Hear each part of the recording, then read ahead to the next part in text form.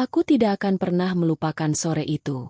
Dengan baju murahnya yang kotor berlumuran sisa makanan, putri kecilku berlari ke arah tempat sampah, memungut kotak kado yang baru saja dilempar oleh neneknya, lalu memeluknya erat-erat sambil menangis sesenggukan. Padahal, selama 8 bulan terakhir, ia rela menahan lapar dan berjalan kaki pulang sekolah demi mengumpulkan uang receh di celengannya. Semua itu ia lakukan hanya demi membelikan hadiah bros emas murni untuk hari ulang tahun sang nenek. Namun, di hadapan ratusan tamu undangan, ibu mertuaku justru mencampakkan kado itu dan meneriakinya sebagai anak miskin yang tidak tahu diri. Beliau tidak pernah tahu bahwa kado murah itu harganya jauh lebih mahal dari harga dirinya sendiri. Sebelum kita masuk ke inti cerita bagaimana kebenaran besar ini akhirnya terbongkar dan meruntuhkan kesombongan mereka, jangan lupa untuk klik tombol subscribe, like, dan komen. Mari absen dulu di kolom komentar. Dari kota mana saja kalian menyimak cerita ini? Tonton video ini sampai habis karena ada pelajaran hidup yang sangat mendalam di penghujung kisah. Masa menabung dan rahasia kecil Amira. Suara gemerincing uang logam yang jatuh ke dalam celengan tanah liat berbentuk ayam selalu terdengar dari kamar Amira setiap sore setelah matahari tergelincir di ufuk barat. Gadis kecil berkuncir dua itu selalu tersenyum setiap kali berhasil memasukkan beberapa keping uang ke dalam wadah tabungannya tersebut. Rania, ibunya, sering mengintip dari balik pintu kayu yang sedikit terbuka dengan perasaan heran sekaligus tersentuh. Sudah hampir 8 bulan terakhir, Amira berubah menjadi anak yang sangat hemat dan penuh rahasia. Ia tidak pernah lagi meminta uang jajan berlebihan seperti anak-anak sebayanya yang sering membeli mainan plastik di depan gerbang sekolah. Bahkan, setiap kali pulang sekolah, ia memilih untuk berjalan kaki bersama temannya daripada naik angkutan umum, hanya demi menyisihkan uang sakunya. Rania awalnya mengira anak perempuannya itu sedang menabung untuk membeli boneka beruang berukuran besar, atau mainan masak-masakan baru yang sedang tren di kalangan anak-anak sekolah dasar kelas awal. Namun, dugaan Rania ternyata sepenuhnya keliru. Suatu malam, saat mereka sedang menikmati makan malam sederhana dengan menu tahu goreng dan sayur bening di ruang tengah, Amira tiba-tiba meletakkan sendoknya di tepi piring. Ia menatap ibunya dengan mata yang bulat, jernih, dan penuh keseriusan yang tidak biasa untuk anak seukurannya. "Bunda, apakah Eyang Lastri suka memakai bros hijab yang berkilau?" tanya Amira dengan suara polos yang memecah keheningan malam itu. Rania sempat tertegun mendengar pertanyaan yang keluar dari mulut putrinya. Ia refleks melirik suaminya, Pandu, yang juga langsung menghentikan kunyahannya seketika. Pandu hanya tersenyum tipis. Sebuah senyuman yang menyembunyikan banyak rasa lelah akibat bekerja di lapangan sekaligus rasa maklum yang mendalam. Eyang Lastri adalah ibu kandung Pandu, seorang wanita paruhbaya yang selama ini terkenal sangat keras, angkuh, dan selalu memandang segala sesuatu dari nilai materi yang melekat pada seseorang. Kenapa Amira tiba-tiba bertanya begitu? "Sayang." Rania balik bertanya sambil mengusap lembut kepala putrinya yang berambut halus. "Amira mau membelikan Eyang hadiah ulang tahun bulan depan. Amira lihat bros hijab milik Eyang sudah agak kusam dan lama. Amira mau Eyang punya yang baru, yang sangat bagus dan indah, supaya Eyang bisa tersenyum senang kepada Amira." Jawab gadis kecil itu dengan jujur tanpa beban. Mendengar jawaban yang keluar dari bibir kecil itu, dada Rania mendadak terasa sangat sesak. Ada rasa haru yang luar biasa bercampur dengan rasa perih yang menyengat di dalam hatinya.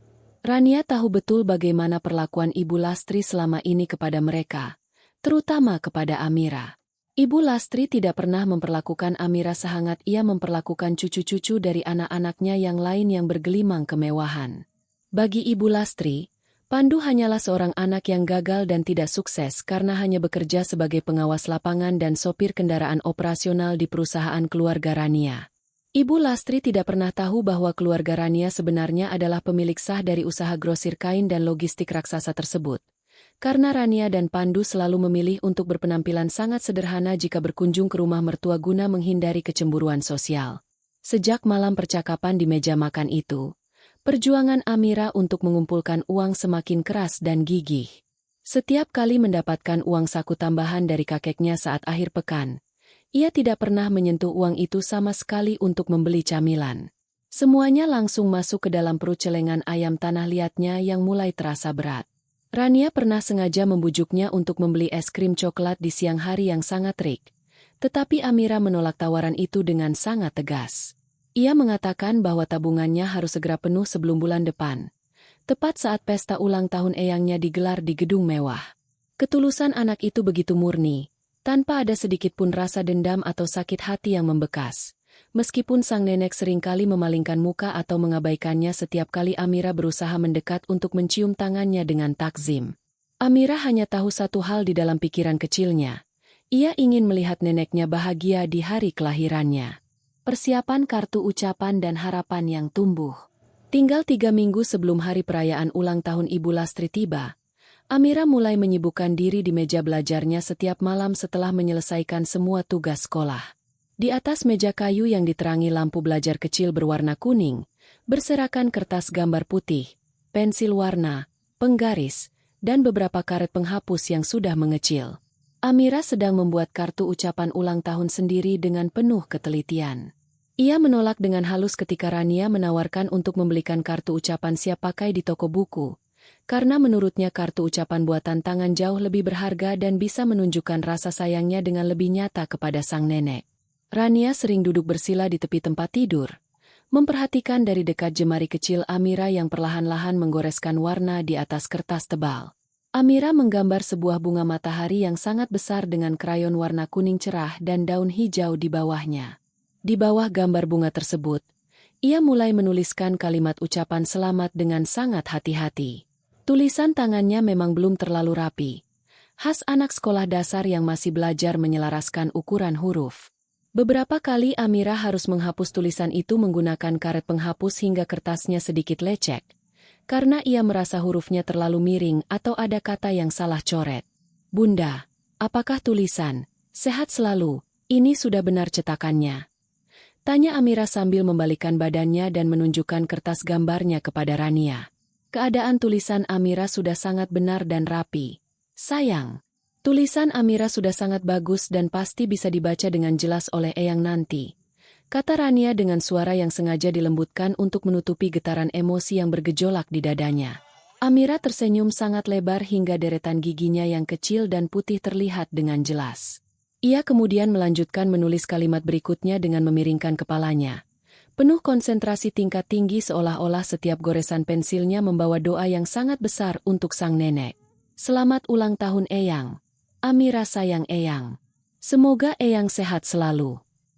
Kalimat sederhana itu diulang beberapa kali di dalam hatinya sebelum benar-benar ditebalkan menggunakan spidol hitam. Beberapa hari kemudian, hari yang dinantikan tiba untuk memecahkan celengan ayam tanah liat tersebut. Dengan dibantu oleh Pandu menggunakan palu kecil, celengan itu pecah dan mengeluarkan tumpukan uang kertas ribuan yang sudah lecek serta ratusan keping uang logam yang berkilau. Pandu menemani Amira dan Rania pergi ke sebuah toko perhiasan emas ternama yang berada di pusat perbelanjaan logistik kota. Dengan membawa kantong kain hitam berisi tumpukan uang tabungannya, Amira maju ke depan meja pajangan kaca dengan penuh percaya diri dan senyuman yang mengembang. Penjaga toko perhiasan sempat terlihat bingung dan ragu melihat kedatangan mereka yang hanya berpakaian kaos biasa dengan membawa sekantong uang receh. Namun, setelah Pandu menjelaskan dengan sopan mengenai perjuangan putrinya, penjaga toko itu terenyuh dan dengan sabar membantu menghitung seluruh uang tabungan Amira yang terkumpul. Jumlah uang tabungan itu ternyata benar-benar cukup untuk membeli sebuah bros emas murni berbentuk kelopak bunga mawar yang dihiasi mata berlian kecil yang sangat berkilau di bagian tengahnya. Bros emas itu tampak sangat indah dan mewah di bawah sorotan lampu toko perhiasan. Amira melompat-lompat kecil karena kegirangan yang tidak bisa dibendung lagi. Penjaga toko kemudian mengemas bros emas tersebut ke dalam sebuah kotak beludru berwarna merah tua yang sangat elegan, lengkap dengan surat sertifikat keaslian dan kadar emasnya. Malam harinya di rumah, Amira membungkus kotak beludru merah tersebut dengan kertas kado bermotif bunga matahari yang sengaja ia selaraskan dengan kartu ucapannya. Ia mengerjakannya sendiri di atas lantai dengan sangat rapi, memastikan setiap sudut kertas terlipat dengan sempurna menggunakan selotip tanpa ada bagian yang robek atau kusut. Kotak kado itu kemudian diletakkan di atas meja belajarnya, siap untuk dibawa ke tempat acara pesta esok hari. Setiap kali Amira memandangi kotak kado tersebut, matanya selalu berbinar penuh harapan yang tumbuh subur. Ia sudah membayangkan bagaimana wajah eyangnya akan berubah cerah penuh tawa, lalu memeluk tubuh kecilnya erat-erat di depan semua tamu undangan seperti yang selama ini selalu ia impikan dalam tidur malamnya. Perjalanan menuju pesta dan kesombongan yang menyambut. Hari besar yang telah dinantikan oleh Amira selama berbulan-bulan akhirnya tiba juga. Pesta perayaan ulang tahun Ibu Lastri diadakan di sebuah ballroom hotel bintang 3 yang cukup mewah di pinggiran kota Surabaya. Menurut kabar yang beredar di grup pesan keluarga besar, seluruh biaya sewa gedung dan catering mewah tersebut ditanggung sepenuhnya oleh kakak ipar Pandu, yang merupakan seorang pemilik dealer mobil bekas yang sukses dan selalu menjadi anak emas kesayangan Ibu Lastri karena hobi memamerkan harta. Sejak melangkah keluar dari pintu rumah mereka, Amira tidak pernah sekalipun melepaskan kotak kado kecil bermotif bunga matahari itu dari pelukan kedua tangan mungilnya. Ia duduk dengan tenang di kursi belakang mobil operasional sederhana berwarna putih yang dikendarai oleh Pandu, sambil terus memandangi bungkusan kertas kado tersebut dengan senyuman yang tiada henti memancar dari wajahnya. Wajah kecilnya memancarkan rona kebahagiaan yang sangat luar biasa besar. Rania yang duduk di samping kursi kemudi Pandu sesekali menoleh ke belakang, memberikan senyuman penyemangat dan usapan lembut pada lutut putrinya guna mengusir rasa gugup yang mulai merayap. Nanti kalau kita sudah sampai di dalam hotel, Amira bisa langsung memberikan kado ini ke Eyang, kan, Bunda? Kata Amira dengan nada suara yang terdengar sangat tidak sabar. Iya, tentu saja bisa, sayang. Tapi kita harus menunggu sampai seluruh rangkaian acaranya dimulai dengan resmi. Ya, jawab Rania dengan suara selembut sutra. Ketika mobil sederhana mereka memasuki area pelataran hotel, suasana di sekitar lokasi sudah tampak sangat ramai dan padat. Mobil-mobil sedan mewah dan kendaraan keluaran terbaru berderet rapi di area parkir bagian depan gedung. Tamu-tamu undangan yang datang melangkah masuk dengan mengenakan pakaian yang sangat glamor, lengkap dengan perhiasan emas dan berlian yang mencolok di bawah lampu lobi. Rania, Pandu, dan Amira berjalan masuk melalui pintu kaca dengan langkah kaki yang tenang dan teratur. Mereka hanya mengenakan pakaian batik tulis sederhana yang rapi dan bersih. Penampilan yang sangat kontras dengan kemegahan pakaian para kerabat keluarga besar lainnya yang tampak berlebihan. Begitu mereka menginjakan kaki di dalam ballroom yang berkarpet tebal, kedatangan mereka langsung disambut dengan tatapan mata yang dingin dan merendahkan dari beberapa anggota keluarga besar yang berdiri di dekat pintu masuk. Ibu Lastri yang sedang berdiri di dekat panggung utama bersama anak perempuan dan menantu kesayangannya langsung mengubah ekspresi wajahnya menjadi sangat masam dan sinis begitu melihat sosok Pandu dan Rania berjalan mendekat ke arahnya. Kalian akhirnya datang juga ke sini. Kupikir kalian tidak punya cukup uang untuk membeli bensin mobil tua itu hanya untuk sekadar datang ke pesta mewah ini, kata Ibu Lastri dengan suara yang sengaja diperkeras, membuat beberapa tamu undangan di sekitarnya menoleh dan melemparkan senyuman sinis mengejek. Pandu sama sekali tidak membalas ucapan tajam ibunya tersebut. Ia tetap menjaga ketenangannya, lalu maju selangkah untuk mencium punggung tangan ibunya dengan penuh rasa hormat, yang kemudian diikuti oleh Rania di sampingnya. Namun, ketika Amira mengulurkan tangan kecilnya dengan tulus untuk menyapa dan mencium tangan eyangnya, Ibu Lastri justru dengan sengaja membalikkan badan-badannya untuk menyambut tamu lain yang baru saja datang membawa buket bunga mawar yang sangat besar dan mahal. Amira menarik kembali tangan kecilnya secara perlahan dengan kepala sedikit tertunduk.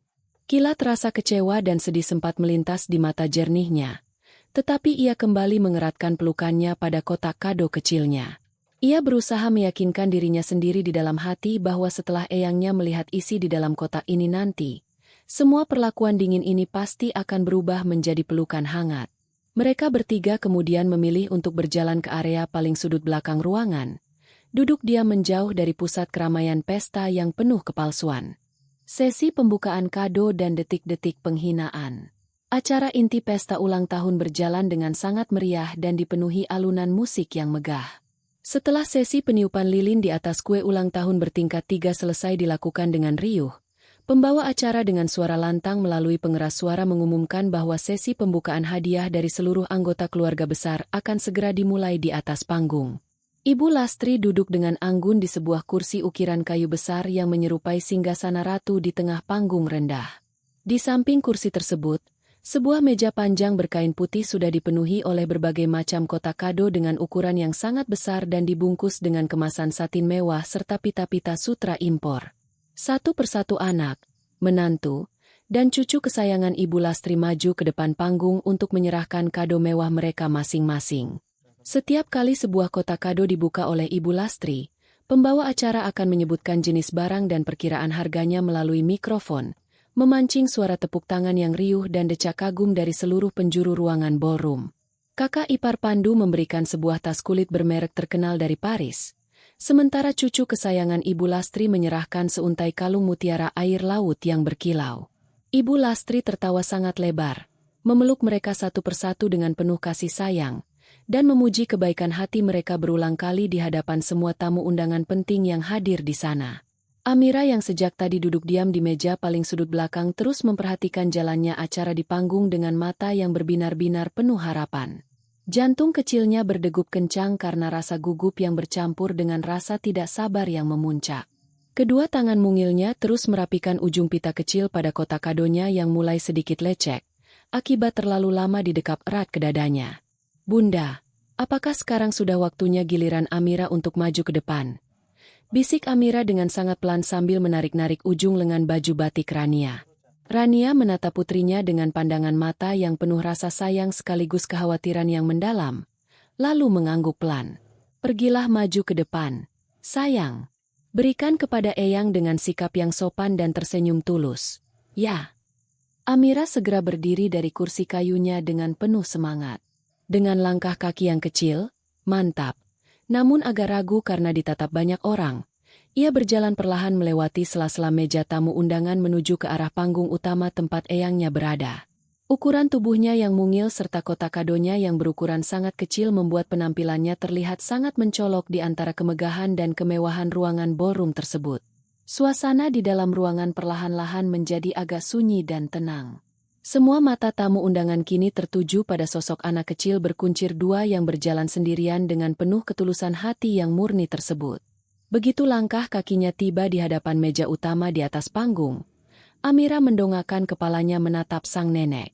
Ia mengulurkan kedua tangan kecilnya yang sedikit gemetar, menyodorkan kotak kado dengan bungkusan kertas bermotif bunga matahari itu kepada Ibu Lastri.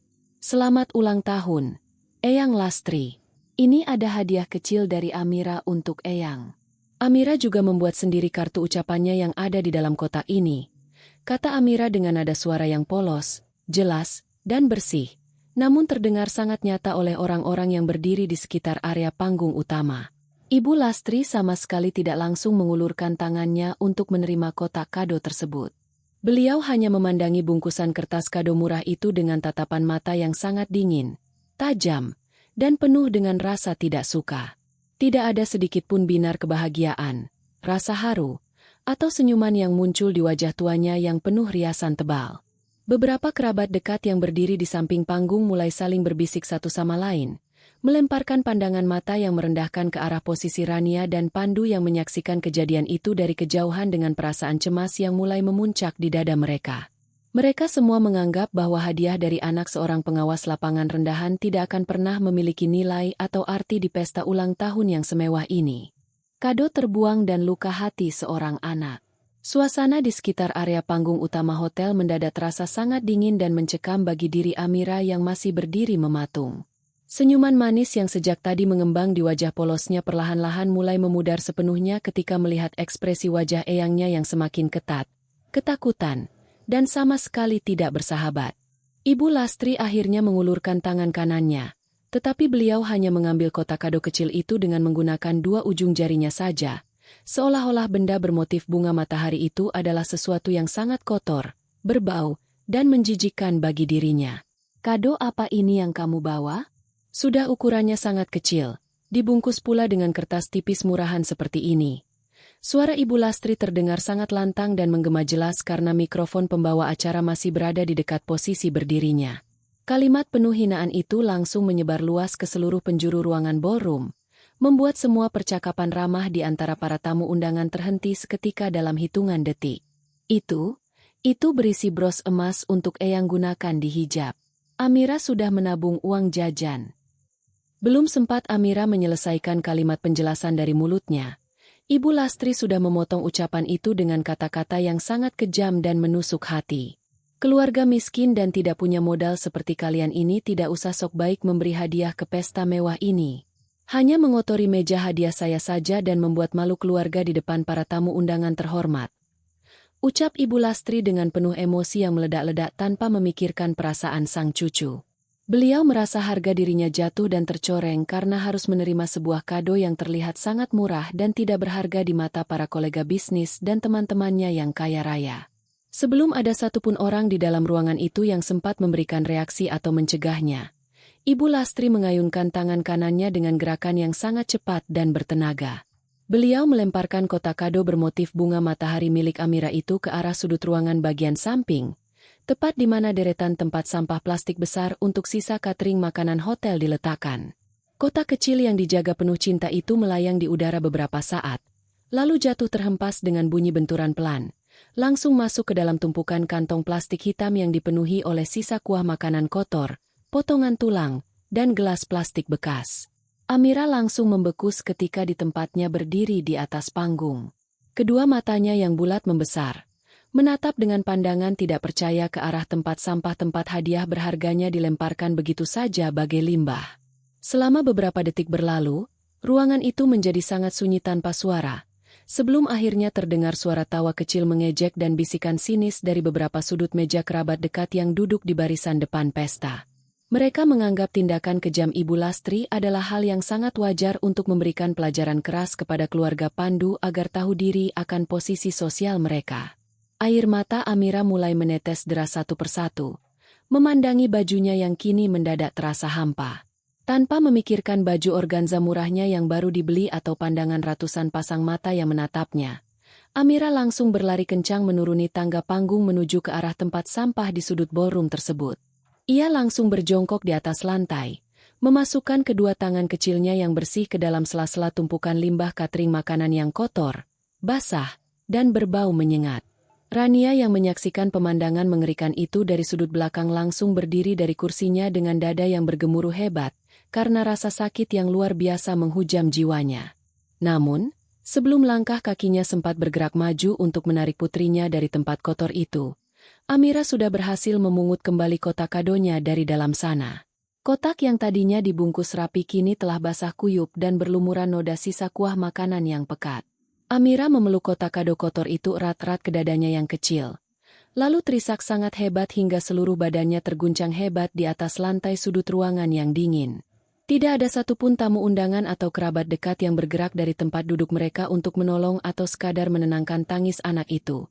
Mereka justru memandangnya dengan tatapan mata yang penuh rasa jijik dan cemoohan yang sangat menyakitkan. Kedatangan kakak dan terbongkarnya isi kotak. Pandu yang baru saja kembali dari area parkir luar hotel untuk menyelesaikan urusan administrasi tiket kendaraan operasional, langsung berjalan dengan langkah kaki yang cepat memasuki ruangan ballroom. Namun, langkah kakinya mendadak terhenti total ketika melihat istrinya, Rania, berdiri mematung di dekat meja dengan wajah yang dipenuhi oleh aliran air mata, sementara putrinya, Amira, sedang menangis sesenggukan di atas lantai sudut ruangan sambil mendekap sebuah kotak kado yang sudah kotor dan basah. Pandu dengan sigap segera berlari menghampiri mereka, merangkul erat bahu kecil Amira yang masih terguncang, dan menatap wajah Rania dengan pandangan mata yang menuntut penjelasan mengenai apa yang telah terjadi. Dengan suara yang bergetar menahan amarah dan kesedihan, Rania menceritakan kronologi kejadian kejam yang baru saja menimpa putri mereka di depan panggung utama. Mendengar cerita itu, rahang Pandu langsung mengeras seketika. Tatapan matanya berubah menjadi sangat tajam, dan kedua tangannya mengepal sangat kuat hingga buku-buku jarinya memutih tanpa mengeluarkan suara. Tepat pada saat ketegangan di dalam sudut ruangan itu mencapai puncaknya, dua daun pintu besar ballroom hotel terbuka lebar secara mengejutkan. Kakak kandung Rania yang bernama Baskoro berjalan masuk ke dalam ruangan dengan langkah yang tegap, tegas, dan berwibawa tinggi. Ia sama sekali tidak datang seorang diri ke pesta tersebut. Ia didampingi oleh 3 orang pria parubaya bertubuh tegap yang mengenakan setelan jas hitam formal yang sangat rapi, mahal, dan berkelas tinggi. Kedatangan rombongan Baskoro yang tiba-tiba ini langsung menarik perhatian sebagian besar tamu undangan yang berada di dalam ruangan, terutama beberapa pengusaha senior yang langsung mengenali dengan baik siapa sosok pria-pria terhormat yang berjalan di samping kakak Rania tersebut. Baskoro yang awalnya memasang senyuman ramah di wajahnya langsung mengubah ekspresi wajahnya menjadi sangat dingin, kaku, dan penuh selubung misteri ketika pandangan matanya menangis melihat kondisi adik kandungnya dan keponakan kesayangannya yang sedang berjongkok di dekat tempat sampah. Ia mengabaikan semua tatapan mata heran dari para tamu undangan dan langsung berjalan dengan langkah lebar menuju ke sudut ruangan tempat Pandu sedang berusaha menenangkan tangis Amira. Setelah mendengar cerita singkat yang keluar dari mulut Pandu tentang bagaimana kotak kado buatan Amira dilempar dan dibuang ke dalam tempat sampah oleh Ibu Lastri, sepasang mata Baskoro langsung memancarkan kilat kemarahan yang sangat besar dan mendalam, meskipun ia tetap berusaha menjaga kontrol dirinya di depan umum. Tanpa mengucapkan sepatah kata pun kepada Rania atau Pandu, Baskoro membungkukkan badannya dan mengambil kotak kado yang kotor itu dari pelukan Amira dengan gerakan tangan yang sangat lembut dan hati-hati agar tidak merusak isinya lebih lanjut. Ia kemudian mengeluarkan selembar sapu tangan sutra berwarna putih dari dalam saku jas mahalnya, lalu mulai membersihkan noda sisa makanan yang menempel di permukaan kertas kado bermotif bunga matahari itu dengan gerakan tangan yang sangat tenang namun penuh penekanan emosi yang tertahan. Seluruh ruangan ballroom kini benar-benar berubah menjadi senyap dan sepi, menyaksikan dengan penuh rasa penasaran mengenai apa yang akan dilakukan oleh pria berwibawa yang baru saja datang tersebut di tengah pesta. Baskoro berjalan dengan langkah kaki yang tegap dan mantap menuju ke arah meja utama di atas panggung tempat Ibu Lastri masih duduk terdiam dengan wajah yang angkuh dan pura-pura tidak terjadi apa-apa. Tanpa meminta izin terlebih dahulu, ia meletakkan kotak kado yang sudah dibersihkannya itu tepat di atas meja kaca, tepat di depan wajah Ibu Lastri yang mulai terlihat bingung dan sedikit gelisah melihat tatapan matanya. Dengan gerakan tangan yang perlahan namun pasti, Baskoro merobek kertas kado luar bermotif bunga matahari tersebut dan langsung membuka penutup kotak bludru berwarna merah tua yang berada di bagian dalam bungkusan. Seketika itu juga, seisi ruangan ballroom terkesiap dan menahan napas mereka secara bersamaan. Cahaya lampu kristal ballroom hotel yang terang benderang langsung memantul dengan sangat sempurna di atas permukaan sebuah bros emas murni berbentuk kelopak bunga mawar yang ada di dalam kotak tersebut. Di bagian tengah kelopak mawar emas itu, sebuah batu berlian asli berukuran sedang berkilau dengan sangat mewah, memancarkan bias cahaya yang begitu memukau dan indah ke segala arah ruangan. Baskoro kemudian mengambil selembar surat sertifikat resmi dari butik perhiasan emas internasional ternama yang terselip di bawah bludru kotak, lalu membukanya lebar-lebar dengan kedua tangannya agar bisa dibaca dengan jelas oleh Ibu Lastri serta para kerabat dekat yang berdiri di sekitarnya. Nilai nominal angka yang tertera di dalam surat sertifikat keaslian emas tersebut sangat fantastis dan luar biasa tinggi, bahkan jauh lebih mahal daripada harga tas kulit impor ataupun kalung mutiara yang sejak awal pesta tadi dibangga-bundakan oleh Ibu Lastri di depan para tamunya. Beberapa orang tamu VIP yang berdiri di dekat posisi panggung utama langsung menutup mulut mereka dengan tangan karena merasa sangat terkejut dan tidak percaya melihat kebenaran nilai hadiah yang baru saja dibuang ke tempat sampah tersebut. Identitas Pandu dan tamparan kenyataan. Ibu Lastri menatap benda berupa bros emas murni dan lembaran surat sertifikat resmi yang ada di atas meja kaca di hadapannya dengan sepasang mata yang terbelalak lebar, karena rasa tidak percaya yang luar biasa. Warna merah merona di wajah tuanya yang tadinya penuh dengan kesombongan dan keangkuhan mendadak hilang lenyap dalam sekejap mata, berubah menjadi sangat pucat pasi seperti selembar kertas putih tanpa darah. Bibirnya yang dilapisi lipstik mahal tampak bergetar hebat. Beliau mencoba untuk mengeluarkan suara atau berbicara untuk menenangkan suasana, tetapi tenggorokannya mendadak terasa sangat kering, kaku, dan terkunci rapat oleh rasa syok yang menghantam kesadarannya. Bros dari emas murni dan berlian asli ini dibeli oleh Amira dengan menggunakan seluruh uang tabungan di dalam celengannya sendiri yang ia kumpulkan selama 8 bulan penuh tanpa mengeluh. Ibu Lastri. Suara Baskoro terdengar sangat dingin, tegas, dan bergema dengan sangat jelas di seluruh penjuru ballroom yang kini mendadak sunyi senyap tanpa ada satupun orang yang berani berbisik.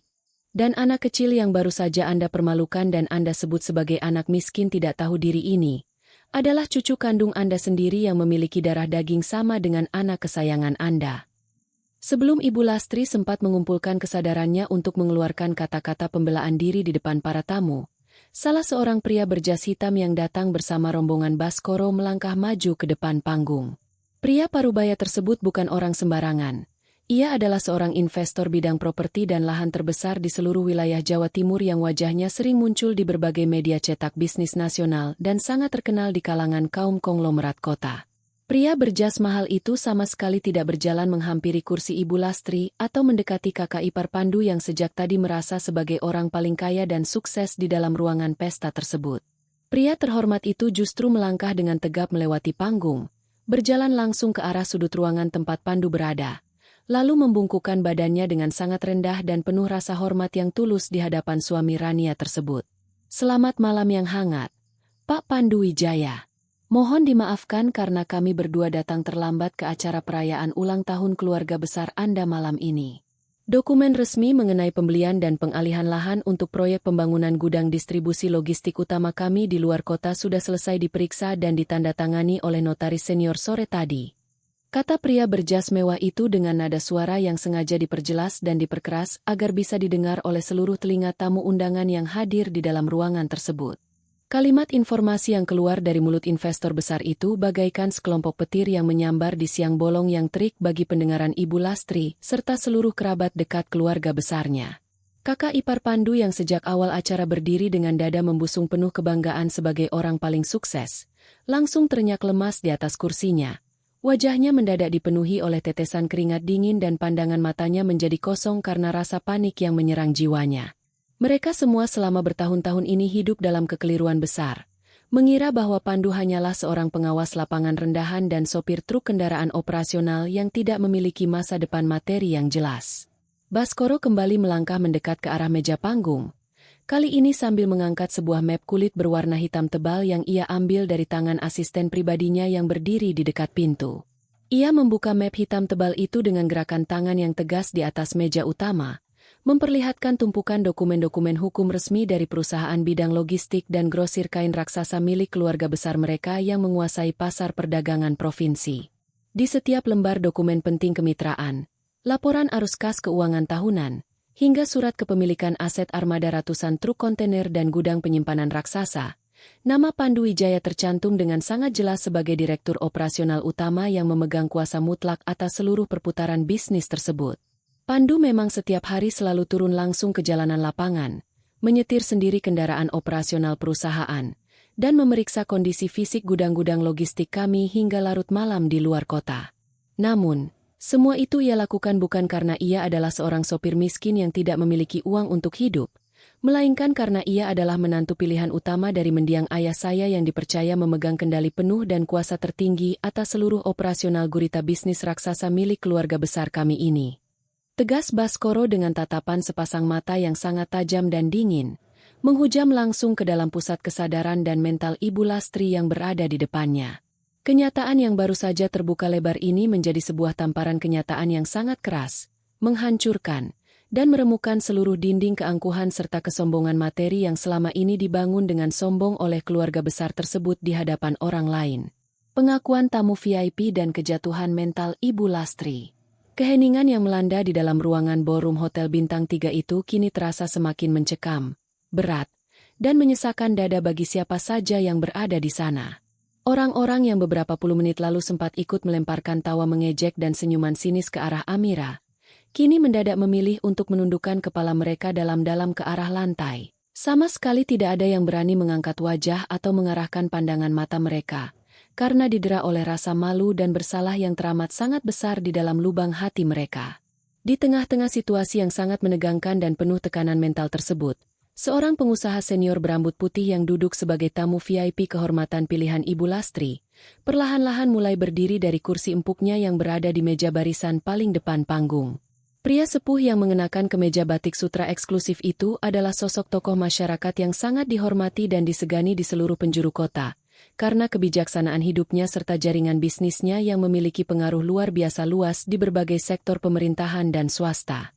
Beliau berjalan dengan langkah kaki yang tenang dan teratur mendekati area meja utama panggung, memandangi bentuk bros emas murni milik Amira yang berkilau di dalam kotak bludru merah, lalu perlahan membalikan badannya untuk menatap sosok Pandu dan Rania yang masih berdiri di sudut ruangan dengan senyuman penuh rasa hormat yang mendalam dari wajah tuanya. Ternyata perkiraan dan dugaan awal saya sejak masuk ruangan ini sama sekali tidak salah. Saya sudah sejak lama mendengar kabar di kalangan asosiasi pengusaha bahwa pemilik asli dan pemegang kendali tunggal dari kawasan kompleks pergudangan logistik terbesar di daerah pelabuhan ini adalah keluarga dari Pak Baskoro dan Pak Pandu Wijaya ini. Mereka berdua adalah sosok-sosok pemimpin bisnis yang sangat luar biasa hebat, yang selalu memilih jalur hidup untuk tetap bersahaja, tampil biasa saja, tanpa perlu merasa haus untuk memamerkan tumpukan harta kekayaan melimpah mereka kepada pandangan dunia luar yang penuh tipuan. Kata pengusaha senior itu dengan nada suara yang penuh wibawa tinggi, membuat suasana ruangan semakin berpihak pada kebenaran. Beliau kemudian memutar posisi tubuhnya, menatap langsung ke arah wajah Ibu Lastri yang tubuh tuanya sudah mulai tampak bergetar hebat dan lemas di atas kursi singgasananya yang kini terasa panas. Ibu Lastri, Anda sungguh merupakan seorang wanita yang sangat tidak beruntung dan pantas dikasihani malam hari ini di gedung ini. Anda memiliki seorang anak kandung dan menantu luar biasa yang kekuasaan bisnisnya menguasai hajat hidup ribuan orang karyawan di kota ini. Namun Anda justru memilih untuk membutakan mata hati Anda sendiri hanya karena melihat penampilan pakaian luar mereka yang tampak sederhana dan biasa saja. Anda telah dengan sengaja membuang dan menginjak-injak berkah kasih sayang yang sangat besar dari bagian keluarga Anda sendiri demi sebuah gengsi kosong yang tidak ada artinya. Mendengar ucapan pengakuan jujur yang keluar dari mulut tamu VIP kehormatan yang paling ia segani dan ia banggakan selama ini, kondisi mental Ibu Lastri benar-benar hancur lebur dan runtuh total seketika itu juga tanpa sisa. Segala bentuk alasan atau kalimat pembelaan diri yang sempat terpikirkan di dalam benak kepalanya langsung lenyap menguap tanpa bekas karena rasa malu yang luar biasa besar. Beliau akhirnya menyadari dengan sangat jelas bahwa posisi pekerjaan dan kekayaan dari anak serta menantu kesayangannya yang selama ini selalu ia puji-puji di hadapan orang lain sebagai pengusaha sukses, ternyata sama sekali tidak ada apa-apanya dan tampak sangat kecil jika dibandingkan dengan kekuasaan materi serta pengaruh bisnis nyata yang berada di bawah kendali tangan Pandu. Lebih dari itu semua, beliau menyadari dengan rasa sesak di dada bahwa dirinya telah sukses mempermalukan dirinya sendiri di hadapan seluruh kolega bisnis penting dan teman-teman sosialitanya yang hadir malam itu, karena tindakan kasarnya melempar hadiah dari seorang anak kecil ke tempat sampah.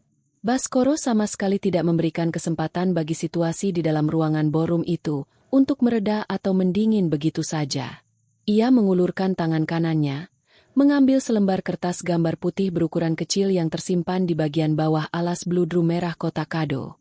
Kartu ucapan ulang tahun dengan hiasan gambar bunga matahari buatan tangan asli dari jemari Amira yang sempat terkena sedikit noda basah dari kuah makanan sampah catering. Baskoro mulai membacakan setiap baris tulisan tangan anak-anak yang tertera di kartu ucapan tersebut dengan nada suara yang datar, pelan, namun penuh dengan penekanan emosi mendalam yang menghujam kalbu pendengarnya. Selamat ulang tahun Eyang. Amira sayang Eyang. Semoga Eyang sehat selalu. Setiap bait kata sederhana yang dibacakan oleh Baskoro dari atas panggung itu terasa bagaikan rentetan tusukan jarum yang sangat tajam dan panas, menembus langsung ke dalam dinding dada Ibu Lastri, meremukan sisa-sisa kesombongan dan keangkuhan materi yang masih tersisa di dalam lubang hatinya yang paling dalam hingga beliau tidak mampu lagi menegakkan kepalanya di depan orang banyak. Penyesalan Ibu Lastri dan maaf dari hati yang tulus. Suara gesekan kaki kursi kayu yang bergeser dengan sangat keras di atas permukaan lantai panggung memecah kesunyian yang mencekam di area utama ballroom hotel. Ibu Lastri perlahan berdiri dari kursi singgasananya yang megah dengan langkah kaki yang tampak sangat goyah, lemas, dan tidak seimbang seolah seluruh energinya telah habis terkuras. Aliran air mata yang sejak awal ketegangan tadi berusaha ditahannya dengan sekuat tenaga kini mulai mengalir deras tanpa bisa dibendung lagi, membasahi permukaan pipi dan merusak riasan wajahnya yang mahal hingga menjadi berantakan tidak beraturan. Wajah tuanya yang tadinya penuh dengan binar kebanggaan dan keangkuhan status sosial kini telah berubah sepenuhnya menjadi raut wajah yang dipenuhi oleh rasa penyesalan mendalam, kehancuran mental, dan ketakutan yang sangat besar akan kehilangan kasih sayang keluarganya. Beliau mulai berjalan turun melintasi anak tangga panggung dengan perlahan, mengabaikan uluran tangan anak perempuan kesayangannya yang sempat bergerak maju untuk menahan tubuhnya agar tidak turun ke bawah. Langkah kaki Ibu Lastri diarahkan lurus berjalan menuju ke sudut ruangan paling belakang, tempat di mana sosok Amira masih berdiri diam di samping tubuh Rania, sambil memegangi ujung kain baju batik ibunya dengan ekspresi wajah yang tampak bingung dan polos melihat perubahan situasi sekelilingnya. Rania sendiri hanya memilih untuk berdiri diam mematung tanpa ekspresi, menatap dengan pandangan mata yang dingin ke arah kedatangan ibu mertuanya yang kini berjalan mendekat tanpa menyisakan sedikitpun keangkuhan yang biasa beliau pamerkan di rumah. Tepat setelah langkah kakinya tiba di hadapan posisi berdiri Amira, Sebuah pemandangan yang tidak pernah dibayangkan atau diduga oleh siapapun yang hadir di dalam ruangan ballroom hotel mewah itu terjadi secara nyata. Ibu Lastri, seorang wanita tua yang selama ini terkenal di kalangan keluarga besar sebagai sosok yang sangat keras kepala, egois, dan tidak pernah mau merendahkan dirinya di depan orang lain, perlahan-lahan mulai menurunkan posisi badannya ke bawah. Beliau menekuk kedua lututnya dan langsung berlutut di atas permukaan lantai karpet hotel yang dingin, tepat di hadapan kaki mungil cucu kecilnya yang selama bertahun-tahun ini selalu ia abaikan, ia sia-siakan, dan ia pandang sebelah mata karena dianggap dari keluarga miskin. Isak tangis Ibu Lastri langsung pecah dengan sangat kencang seketika itu juga di hadapan seluruh tamu undangan penting yang menyaksikan adegan tersebut dengan napas yang tertahan di tenggorokan. Dengan kedua telapak tangan yang tampak bergetar hebat karena rasa bersalah yang teramat sangat besar, beliau meraih dan menggenggam erat kedua tangan kecil Amira yang di beberapa bagian jarinya masih menyisakan sedikit aroma bau kurang sedap akibat masuk ke dalam tempat sampah catering tadi. Mohon dimaafkan semua kesalahan Eyang. Nak, tolong maafkan kesalahan besar Eyang selama ini kepada Amira. Ucap Ibu Lastri dengan nada suara yang sangat parau, bergetar, dan seringkali terputus-putus akibat hantaman isak tangis penyesalan yang membakar dadanya. Eyang benar-benar sudah melakukan sebuah kesalahan yang sangat besar dan kejam kepada Amira malam ini. Rasa kesombongan dan keangkuhan materi di dalam diri Eyang selama ini telah membuat mata hati Eyang menjadi buta total, hingga tidak mampu melihat betapa suci dan tulusnya hati yang dimiliki oleh cucu Eyang ini. Maafkan Eyang yang bodoh ini, sayang. Amira menatap wajah neneknya yang sedang berlutut sambil menangis terseduh-seduh di bawah kakinya dengan tatapan mata yang sangat polos, jernih, dan tenang tanpa ada luapan amarah. Di dalam lubang hati anak kecil yang masih suci itu, ternyata sama sekali tidak ada sedikit pun ruang yang tersisa untuk menyimpan rasa benci, dendam, atau sakit hati atas semua perlakuan kejam yang baru saja ia terima beberapa menit lalu di atas panggung. Ia melihat tetesan air mata yang membasahi wajah eyangnya, dan hati malaikatnya yang murni langsung tergerak oleh rasa kasihan yang mendalam melihat kesedihan orang tua tersebut. Amira perlahan-lahan melepaskan kedua tangan kecilnya dari genggaman jari Ibu Lastri, lalu ikut menurunkan badannya untuk berjongkok di atas lantai di hadapan neneknya yang sedang menangis. Ia mengulurkan jemari kecilnya yang bebas dari noda untuk mengusap lembut tetesan air mata yang membasahi pipi keriput penuh kerutan sang nenek dengan penuh rasa sayang yang tulus. Amira kemudian mengambil kembali kotak kado berisi bros emas murni yang ada di atas meja panggung dengan bantuan jangkauan tangan Baskoro yang berdiri di dekatnya. Lalu menyerahkan kotak bludru merah itu kembali ke dalam genggaman tangan Ibu Lastri dengan sebuah senyuman manis yang sangat tulus tanpa kepalsuan dari wajah kecilnya. Eyang sudah. Jangan menangis lagi di lantai seperti ini nanti lutut Eyang bisa sakit. Bros emas murni berbentuk mawar ini memang Amira beli dari uang tabungan celengan ayam khusus untuk menjadi hadiah ulang tahun untuk Eyang Lastri, bukan untuk diberikan kepada orang lain. Amira hanya ingin Eyang selalu sehat, berumur panjang, dan tidak marah-marah lagi kepada Amira atau kepada Bunda. Kata gadis kecil berkuncir dua itu dengan nada suara yang sangat lembut, polos, dan penuh kedamaian hidup. Kalimat ucapan yang sangat sederhana namun penuh dengan kebesaran jiwa dari seorang anak kecil itu seketika membuat beberapa tamu wanita yang duduk di barisan meja depan tidak dapat lagi menahan rasa haru yang membuncah di dada mereka dan langsung menyeka air mata mereka menggunakan tisu dengan perasaan tersentuh yang mendalam. Ibu Lastri menerima kotak bludru merah tersebut dengan kedua telapak tangan yang gemetar, lalu dengan cepat menarik dan memeluk erat-erat tubuh mungil Amira ke dalam dekapannya. Tangis penyesalan dan rasa bersalahnya semakin meledak hebat di dalam pelukan hangat cucu yang sempat ia campakkan ke tempat pembuangan sampah tersebut. Pulang membawa pelajaran dan lembaran baru. Acara pesta perayaan ulang tahun Ibu Lastri yang awalnya dirancang dan dipersiapkan dengan penuh ambisi materi untuk memamerkan kemewahan harta, status sosial, serta kado-kado mahal dari anak kesayangan itu, akhirnya ditutup dan berakhir dengan suasana kebatinan yang sangat berbeda dari rencana awal. Satu persatu para tamu undangan penting dan kolega bisnis mulai melangkah berjalan berpamitan untuk pulang meninggalkan ruangan ballroom hotel. Namun, ada pemandangan menarik yang terjadi malam itu. Tidak ada lagi satupun orang atau kerabat dekat yang berjalan melewati posisi berdiri Rania dan Pandu begitu saja dengan tatapan merendahkan seperti saat awal kedatangan mereka tadi.